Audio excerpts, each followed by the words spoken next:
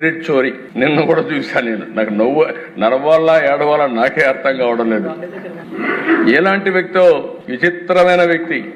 అక్కడ ఏం చేశారంటే అధ్యక్ష చెప్పుకోవచ్చు చేసిన పని తప్పు లేదు, ఒకవేళ చేయకపోతే కరెక్ట్ చేసుకోవాలి. అక్కడ మీరు చూస్తే అధ్యక్ష మొత్తం కూడా ప్రాజెక్టులు ఇప్పుడే డీటెయిల్స్ అన్ని రామారెడ్డి గారు చెప్పారు, నేను ముందుకెళ్ళను. అంత పనులు పెట్టుకొని మొత్తం కలిసి 2500 కోట్లు అయ్యే ప్రాజెక్ట్ ని తొందరగా పోయి జాతికి అంకితం చేస్తున్నారని రిబ్బన్ కట్ చేసి వచ్చాడంటే నీళ్లు రాకుండా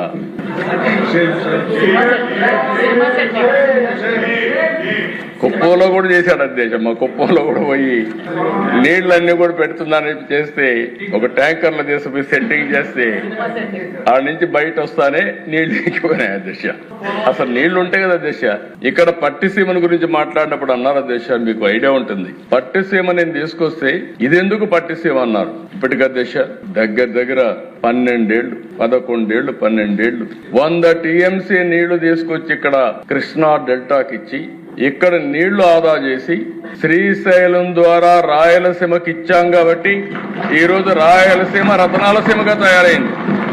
ఇప్పుడు మనం మాట్లాడే అభివృద్ధి అంతా కూడా మీరు చూస్తే ఈ 10 ఏళ్లలో ఈరోజు అన్ని ప్రాంతాల కంటే వెలుగు వచ్చింది. వెలుగొండ మళ్లీ హామీ ఇస్తున్నా, 14 వారాలు వారం రిపోర్ట్ ఇమ్మన్నా. ఆర్థిక ఇబ్బందులున్నాయి, ఏ ఇబ్బందులున్నా సరే మళ్లీ మార్కాపురం జిల్లా, ఒంగోలు జిల్లాను సస్యశ్యామలం చేసే బాధ్యత